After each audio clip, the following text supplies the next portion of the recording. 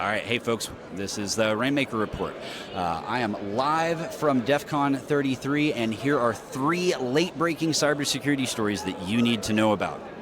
Okay, first up, Connor Mocha, the Canadian hacker behind one of the largest cloud data breaches in history.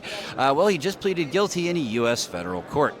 Yes, he's facing up to 32 years in prison for the Snowflake extortion campaign that hit at least 165 organizations last year. If this name doesn't really ring a bell, that's okay. You'll definitely recognize some of the victims. Victims like, I don't know, AT&T, Ticketmaster, Advanced Auto Parts, Neiman Marcus, Santander. Yeah, now you know what I'm talking about. That Snowflake breach. Yeah. So here's what actually happened, okay? So Mocha and his co-conspirators didn't actually hack Snowflake itself. They really didn't have to. What they did was they bought info stealer logs off the dark web. These are just huge lists of credentials that had been quietly harvested from employees at Snowflake customers. So yeah, these accounts just didn't happen to have multi-factor authentication turned on. So Mocha just logged in, ran queries, and walked out with just terabytes of customer data. Now, then came the extortion part, pay up or we leak it or we sell it. And so for that reason, let's kind of pivot and talk about why this really matters to you, okay?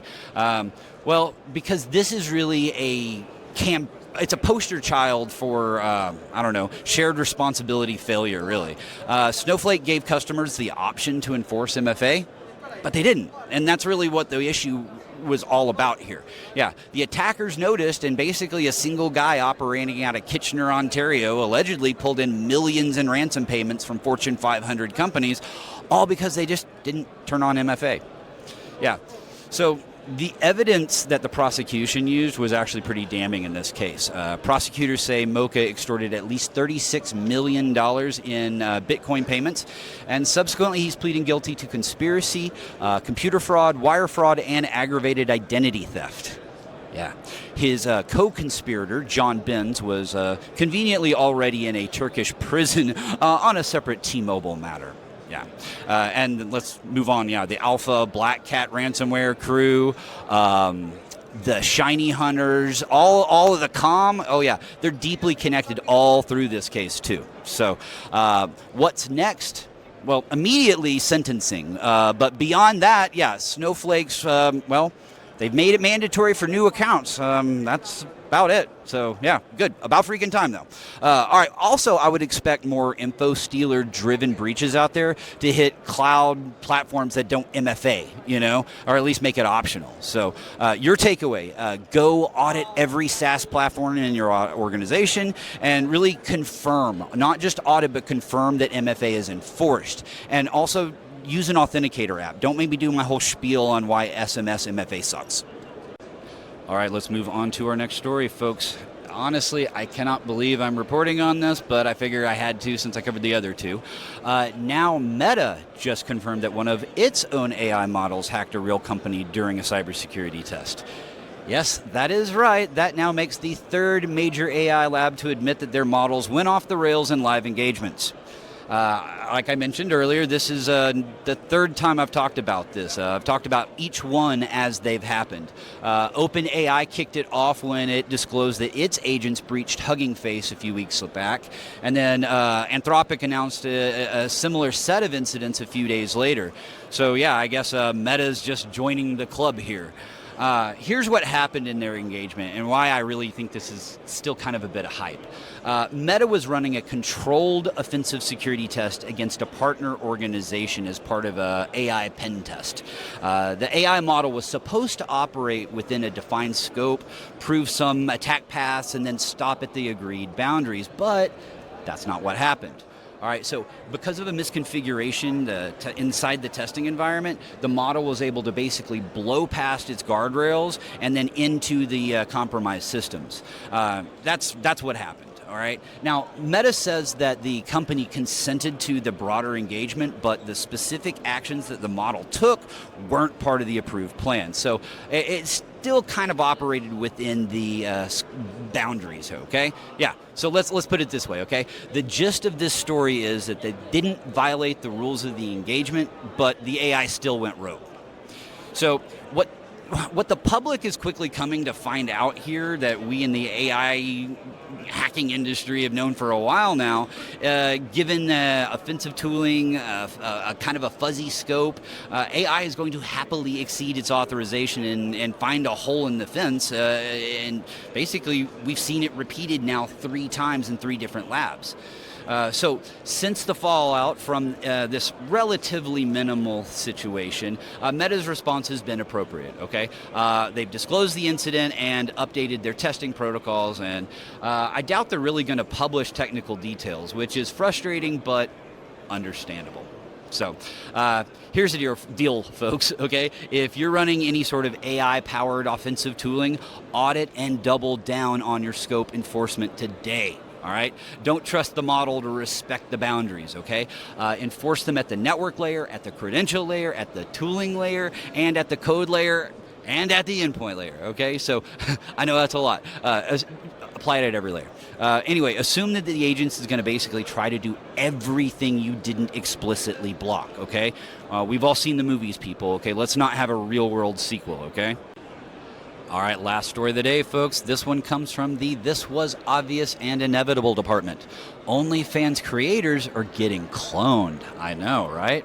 Yeah, scammers are using AI deepfakes to impersonate the real models, luring their fans into fake chats and then vanishing the second that the money hits. I mean, us in the industry, we all know this has been happening for a while now, but USA Today just broke this headline like this week, okay? So I guess for us, yeah, it's still kind of a preview of where romance scams are heading, and it's really across every different platform imaginable. Yeah, so here's what's happening in the news article, okay? So attackers are scraping creators' public content, photos, short videos, voice samples, and then feeding it into cheap, off-the-shelf deepfake software tools that anybody can get their hands on. They then spin up these look-alike profile sites on Telegram, Instagram, or really any sketchy site, and then just pitch the fans a bespoke experience, you know? Things like live video chat with your favorite creator, custom content, or really whatever the mark wants to hear. They're going to deliver, right? At that point, the victim pays up front, you know, sometimes hundreds of dollars, and then, yeah, the account goes dark. So I know what you're thinking, okay? The simps of OnlyFans, you know, maybe they had it coming. I don't know. Here's why this actually matters to just beyond OnlyFans folks, okay? It matters because this is social engineering in a way that is portable, okay? This playbook is portable. Any public figure with a paying fan base is now a target, really. So think about it. Twitch streamers, fitness influencers, cam models, even like smaller YouTubers, okay? So if your face and your voice are online and in volume, someone can build a synthetic version of your identity fairly cheaply. Yeah, and the victims here really almost have like no recourse, especially in the OnlyFans situations, because they paid a stranger for something kind of embarrassing. So chances are that, yeah, most victims aren't even going to report it. Yeah, so from evidence perspective here, it is really kind of starting to pile up, okay? Security Affairs and Malwarebytes are both tracking active campaigns right now, with fake live chat lures being the most common hook. The deepfakes really don't even need to be that great, frankly. I mean, a short, grainy video clip is really enough when the victims are emotionally invested. And yeah, the payment window is like 30 seconds. It's fairly easy to convince a mark that way, right? So let's talk about what's next. Expect the creators themselves to start getting extorted, okay? That's really kind of the next wave of this. I'm expecting things like, you know, pay up, or we're going to start flooding your fan base with fake impersonator accounts. To me, that's really just the most logical step because, well, it's already happening in adjacent scam ecosystems, so it just makes sense. So your takeaway, if you're a creator, you really need to set up a verified payment channel and tell your audience specifically which platforms you publish content on. And also let your audience know that you will never solicit payments off those platforms.